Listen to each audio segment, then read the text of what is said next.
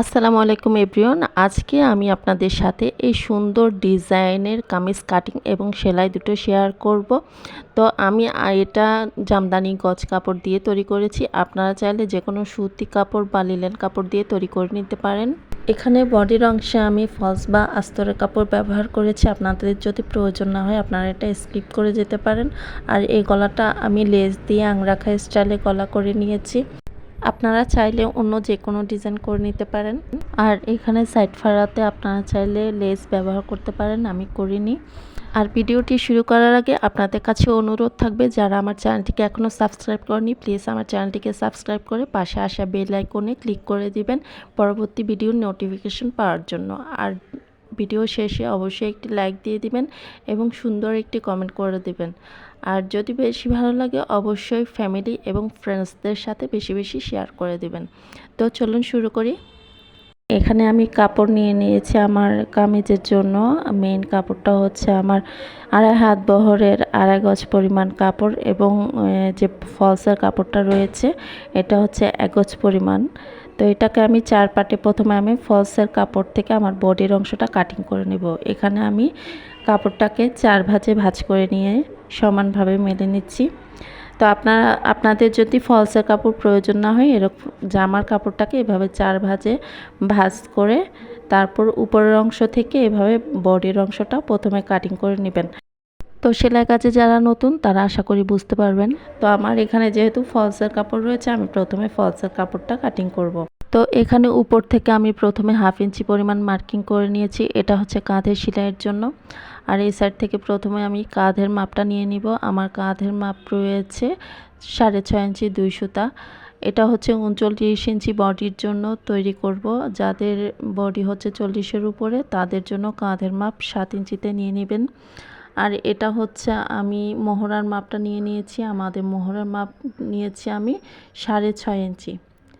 তো 6.5 ইঞ্চি নেওয়ার পরে আমি সমানভাবে মার্কিং করে নিয়েছি। এরপর এ সাইড থেকে আবারও 6.5 ইঞ্চি 2 সুতাতে মার্কিং করে এভাবে স্কেল দিয়ে সমান করে নিচ্ছি। আপনারা যারা সেলাই কাজে নতুন তারা এভাবে স্কেল দিয়ে সুন্দরভাবে মার্কিং করে কাটিং করার চেষ্টা করবেন, তাহলে পারফেক্টলি কাটিং করা হবে।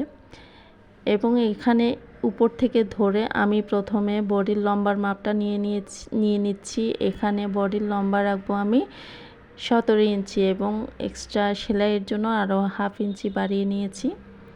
টোটাল 17.5 ইঞ্চিতে আমি মার্কিং করে নিয়েছি। এখান থেকে হচ্ছে আমাদের নিচে কুচি জয়েন্টটা হবে। এবং আমি এখন পেটের মাপ নিয়ে নিব। আমাদের পেটের মাপ রয়েছে 13.5 ইঞ্চি। এখানে হচ্ছে যারা মিডিয়াম লম্বা তারা 13 বা 13.5-তে রাখতে পারেন, এবং যারা একটু লম্বা তারা 14 ইঞ্চিতে মার্কিং করতে পারেন। তো এখান থেকে আমি এখন আমাদের বডির মাপ নিব। আমাদের বডি রয়েছে 39 ইঞ্চি, কিন্তু যেহেতু এটা আমি ফলসের কাপড় দিয়ে তৈরি করব সেহেতু আমি এখানে 40 ইঞ্চিতে মার্কিং করব। তো 40-এর 4 ভাগের 1 ভাগ হচ্ছে 10 ইঞ্চি এবং এক্সট্রা 1 ইঞ্চি সেলাইয়ের জন্য। আর এটা কেন নিয়েছি আমি সেলাই করার সময় আপনাদেরকে বুঝিয়ে বলবো। এবং এখান থেকে আমি আমাদের পেটের মাপ নিচ্ছি। আমাদের পেটের মাপ রয়েছে 36 ইঞ্চি। 36-এর 4 ভাগ 1 ভাগ হচ্ছে 9 ইঞ্চি এবং এক্সট্রা সেলাইয়ের জন্য 1 ইঞ্চি। এবং এখান থেকে যে আমি লম্বার মাপটা নিয়েছি ওইখানেও আমি মার্কিং করব। এখানে আমি রেখেছি 37 ইঞ্চি। 37-এর 4 ভাগের 1 ভাগ হচ্ছে 9 ইঞ্চি 2 সুতা। তো আমি 9 ইঞ্চি 2 সুতাতে মার্কিং করে আরও এক্সট্রা 1 ইঞ্চি সেলাইয়ের জন্য রেখে মার্কিং করে নিয়েছি। এবং এখানে এভাবে শেপ কাট দিয়ে পুরো বডিটাকে আমি শেপ করে নিয়েছি। এবং এখান থেকে আমি 1 ইঞ্চিতে ডাউন করে এভাবে একটা রাউন্ড শেপ দিয়ে দিব। এটা যদি না করি আমাদের কামিজের কোনা ঝুলে থাকবে, তো এটা অবশ্যই করে নিতে হবে। পরে এখানে আমরা বগলের শেপ দেওয়ার জন্য কোনা থেকে আমি 2 ইঞ্চিতে মার্কিং করে নিয়েছি এবং এভাবে একটা বগলের শেপ দিয়ে নিয়েছি। তো এরপরে আমরা মার্কিং অনুযায়ী বডির অংশটাকে কাটিং করে নিচ্ছি। তো এরপরে আমরা গলাটা কাটিং করে নেব। গলার চওড়া রেখেছি 3 ইঞ্চি এবং সামনের পার্টে গলার লম্বা রেখেছি আমি 6 ইঞ্চি। আপনারা যার যার পছন্দ বা মেজারমেন্ট অনুযায়ী মার্কিং করে নেবেন। এবং পিছন পার্টের গলার লম্বা রেখেছি আমি 3.5 ইঞ্চি। তো স্কেলের সাহায্যে আমি এখানে বক্স শেপ তৈরি করে নিচ্ছি। তো প্রথমে পিছন পার্টের শেপটা দিচ্ছি। এটা পিছনের পার্টে হচ্ছে গোল গলা এবং সামনের পার্টে হচ্ছে আমি ভি শেপের গলা দিচ্ছি। তো প্রথমে আমি পিছন পার্টে গলাটা কাটিং করে নেব, এরপরে পিছন পার্টের অংশটা সরিয়ে আমি সামনের পার্টের গলাটা কাটিং করে নিচ্ছি। ফলস বা আস্তরের কাপড় দিয়ে আমাদের বডির অংশটা কাটিং করা হয়ে গিয়েছে। তো এখন আমরা কামিজের কাপড়টাকে এভাবে 4 ভাঁজে ভাঁজ করে নিয়েছি। 4 ভাঁজে ভাঁজ করার পরে ফলস বা আস্তর কাপড়টাকে এভাবে উপর থেকে সমানভাবে আমরা বসিয়ে নিয়েছি। তো বসিয়ে নেওয়ার পরে বডির অংশটাকে আমরা কামিজের কাপড় থেকে বডির অংশটা কাটিং করে নিচ্ছি।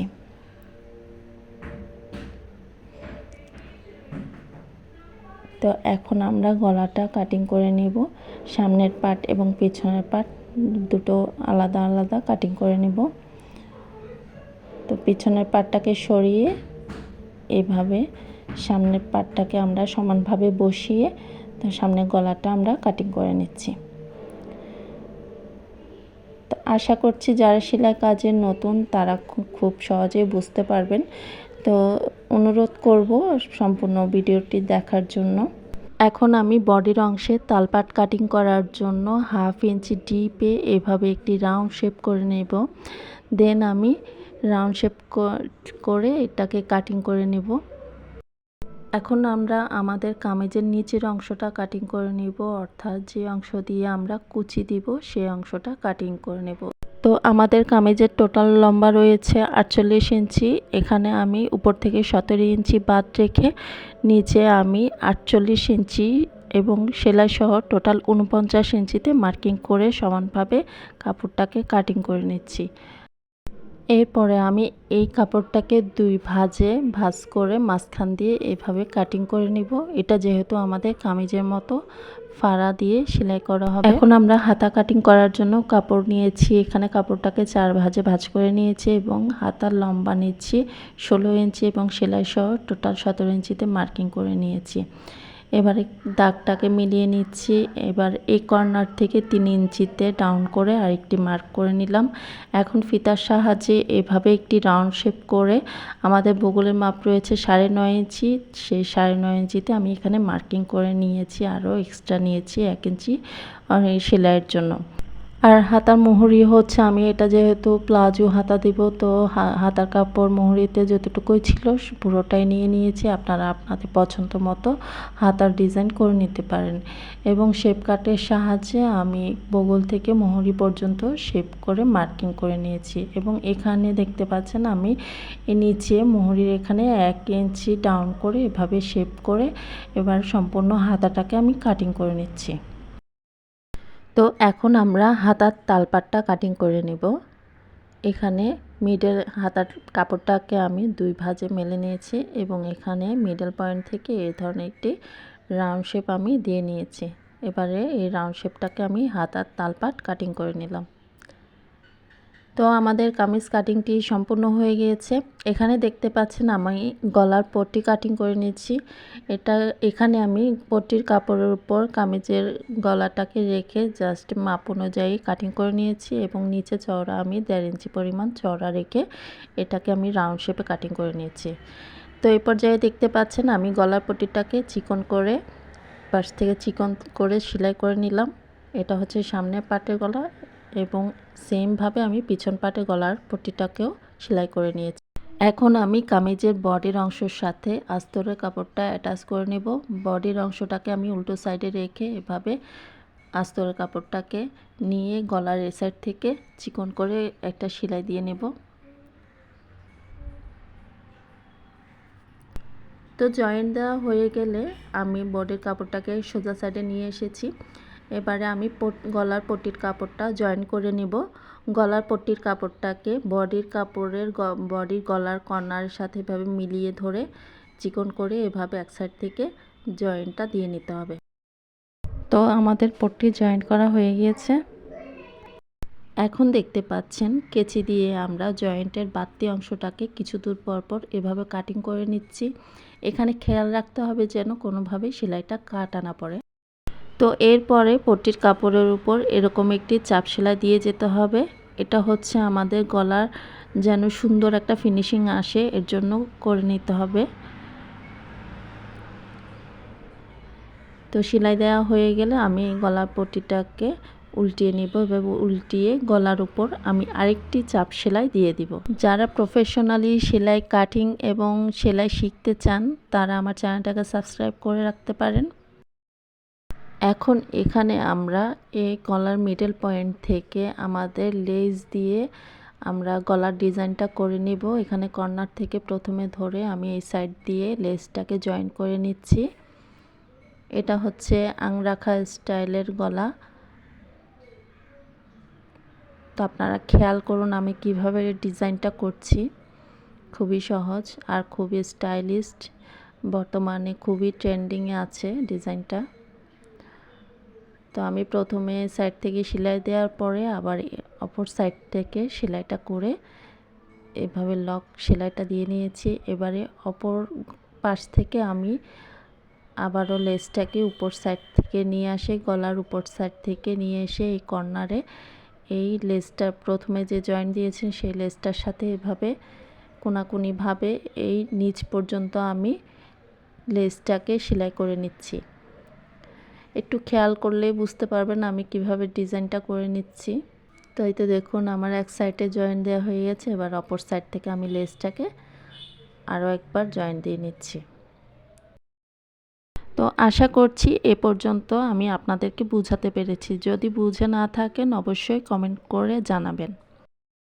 তো এই তো সম্পূর্ণ ডিজাইনটা দেখতে এরকম হয়েছে। এবারে আমি পিছনের অংশটাকেও সেমভাবে পট্টি এবং আস্তরের কাপড় জয়েন করে নিয়েছি। এবারে আমি সামনের পার্টের সাথে পিছনের পার্টটা আমি কাঁধের জয়েন্টটা দিয়ে নিব। এখানে আমি সামনের পার্টটাকে সোজা সাইডে রেখে এবং পিছনের পার্টটাকে উল্টো সাইডে রেখে পট্টির কাপড়টাকে এভাবে ভাঁজ করে নিয়ে আমি কাঁধের জয়েন্টটা দিয়ে নিচ্ছি। তো একবার সেলাই দেওয়ার পর আরও একবার সেলাই দিয়ে নিব। তো এই তো দেখতে পাচ্ছেন দুটি কাঁধে আমি জয়েন্ট করে নিয়েছি। এবারে আমাদের বডির অংশের সাথে কুচির অংশটা আমি জয়েন্ট করে নেব। এখানে বডির অংশটাকে আমি সোজা সাইডে রেখেছি এবং কুচির কাপড়টাকে আমি এখানে উল্টো সাইডে রেখে 1/2 ইঞ্চি মতো এভাবে সেলাইটা দিয়ে নিব। তো এভাবে করে আমি একটা একটা করে কুচিটাকে আমি সম্পূর্ণ কাপড়ে বসিয়ে নেব। আপনারা আপনাদের কাপড় অনুযায়ী কুচিগুলোকে সেট করে নেবেন। তো আশা করছি এ পর্যন্ত আমি আপনাদেরকে বুঝাতে পেরেছি। যদি বুঝতে না পারেন অবশ্যই কমেন্ট করে জানাবেন। আর ভিডিওটাকে যারা এ পর্যন্ত কন্টিনিউ করেছেন তারা প্লিজ ছোট্ট একটা লাইক দিতে ভুলবেন না। লাইক এবং কমেন্ট করবেন যাতে করে আমি আপনাদেরকে আরও সুন্দর কিছু উপহার দিতে পারি। এবং কমেন্ট করে জানাতে পারেন যে আপনারা এরপরে কোন ধরনের কাটিং এবং সেলাই ভিডিও দেখতে চান। আমি সেই অনুযায়ী আপনাদেরকে ভিডিও দিয়ে দিব। আশা করছি আপনারা আমার চ্যানেলের সাথে থাকলে হতাশ হবেন না, ভালো কিছু শিখতে পারবেন। তো এতে দেখুন আমি সম্পূর্ণ কুচিটা দিয়ে নিয়েছি। এবারে আমি পিছন পার্টেও সেমভাবে কুচিগুলো করে নিয়েছি। এখন আমরা বডি জয়েন্টটা দিয়ে নিব। আমাদের বডি ছিল কাটিং করার সময় 39 ইঞ্চি, কিন্তু আমরা এটাকে 40 ইঞ্চিতে কাটিং করেছি। আপনারা যখন ফলসের কাপড় দিয়ে জামা তৈরি করবেন এরকম 1 ইঞ্চি বাড়তি করে কাপড়টা কাটিং করে নেবেন, না হলে কিন্তু এটা ধোয়ার পরে একদম ফিটিং হয়ে যাবে, আপনারা পরতে পারবেন না। তো দেখুন এখান থেকে আমি এখন হিপের মাপটা নিচ্ছি। হিপের লম্বা রেখেছি আমি 20 ইঞ্চি এবং এখান থেকে 1 ইঞ্চি পরিমাণ বাদ রেখে আমি এখানে মার্কিংটা করে নিয়েছি। তো সেলাইটাকে আমি এখানে স্টপ করে সেলাইটাকে আবার ঘুরিয়ে উপর দিকে আমি জয়েন্টটা করে নিচ্ছি। আশা করছি এই পর্যন্ত আমি আপনাদেরকে বোঝাতে পেরেছি। তো সেমভাবে আমি অপর সাইডের জয়েন্টটাও দিয়ে নিচ্ছি। তো দেখুন আমাদের বডি জয়েন্ট করা হয়ে গিয়েছে। এবারে আমরা হাতাটা সেলাই করে নেব। এখানে যেহেতু আমার হাতার মুহুরিটা একদম রাউন্ড শেপ করা, তো প্রথমে আমি একটা ভাঁজ দিয়ে, দুটা ভাঁজ দেব না, প্রথমে শুধুমাত্র একটা ভাঁজ দিয়ে চিকন করে এভাবে একটা সেলাই করে নেব। দেন আমি আরেকটা ভাঁজ দিয়ে এভাবে আরেকটা সেলাই দিয়ে নেব, তাহলে কিন্তু সেলাইয়ের ফিনিশিংটা ভালো আসবে। আপনারা যখন এই ধরনের প্লাজো হাতা তৈরি করবেন, প্রথমে এভাবে একটা ভাঁজ দিয়ে সেলাই করবেন, তারপর আরেকটা ভাঁজ দিয়ে সেলাই করবেন, এরপর নিচ দিকে আরেকটা সেলাই এভাবে দিয়ে নেবেন। এবারে আমি হাতাটাকে এভাবে জয়েন করে নিচ্ছি, হাতার সাইডটা এভাবে সেলাই করে নিচ্ছি। তো দেখুন আমাদের হাতা সেলাই করা হয়ে গিয়েছে। এবারে আমরা বডির সাথে হাতাটাকে জয়েন করে নেব। এই যে বডির অংশটাকে আমি উল্টো সাইডে রেখেছি এবং হাতাটাকে আমি সোজা সাইডে রেখেছি। বডির তালপাট এবং হাতার তালপাটটাকে আমি প্রথমে মিলিয়ে নেব। বডির তালপাটটা আমার সামনের দিকে রয়েছে এবং হাতার তালপাটটাও আমার সামনের দিকে রয়েছে। হাতাটা কিন্তু আমি সোজা সাইডে রেখেছি। তো হাতাটাকে আমি বডির ভিতরে এভাবে ঢুকিয়ে নিয়ে মিডল পয়েন্ট বরাবর নিয়ে আমি হাতাটাকে এভাবে ঘুরিয়ে ঘুরিয়ে অ্যাটাচ করে নেব। তো দেখুন আমি হাতাটাকে বডির সাথে অ্যাটাচ করে নিচ্ছি।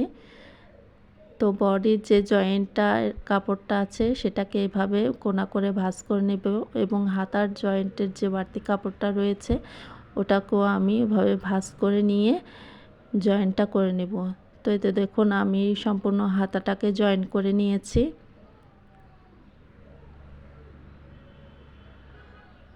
তো আমাদের জয়েন করা হয়ে গিয়েছে।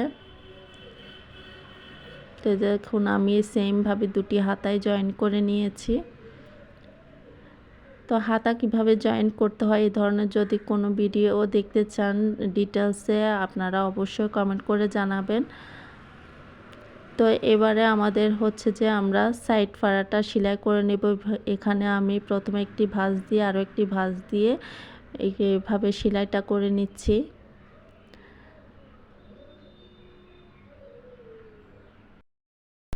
তো এই সেলাইটা আমি একদম হিপের যে জয়েন্টটা দিয়েছি এই জয়েন্ট পর্যন্ত নিয়ে আসব। নিয়ে আসার পরে আমি সেলাইটাকে এভাবে ঘুরিয়ে নেব। ঘুরিয়ে নিয়ে অপর সাইড থেকে আমি এভাবে ভাঁজ দিয়ে কাপড়টাকে দুইবার ভাঁজ দিয়ে ঘুরিয়ে আবার নিচের দিকে সেলাইটাকে নিয়ে আসব। আশা করছি আপনারা বুঝতে পারছেন আমি কিভাবে সেলাইটা করে নিচ্ছি। তো এই তো দেখুন আমার এক পাশের সাইড ফাড়া সেলাই কমপ্লিট হয়ে গেছে। তো সেম নিয়মে আমি অপর সাইডের সাইড ফাড়াটা সেলাই করে নেব। তো এটা যেহেতু একই নিয়ম এটা আমি আর দেখাচ্ছি না। এবারে আমি কামিজের নিচের অংশটাও সেলাই করে নিয়েছি। তো এ পর্যায়ে আমার কামিজের সাইড ফাড়া সেলাই করা কমপ্লিট। এখন আমরা কামিজের সাইড ফাড়াটাকে আরও একবার এভাবে সম্পূর্ণ সেলাইটা দিয়ে নেব। তো দেখুন আমার কামিজ সম্পূর্ণ প্রায় সেলাই করা হয়ে গিয়েছে। তো আমার এই যে কামিজের গলার পট্টিটাকে আমি হাতে তুরপাই করে নেব। এটা আমি আজকে আর শেয়ার করছি না, অন্য কোনো একদিন শেয়ার করে দেব। তো আজকে এ পর্যন্ত, আল্লাহ হাফেজ।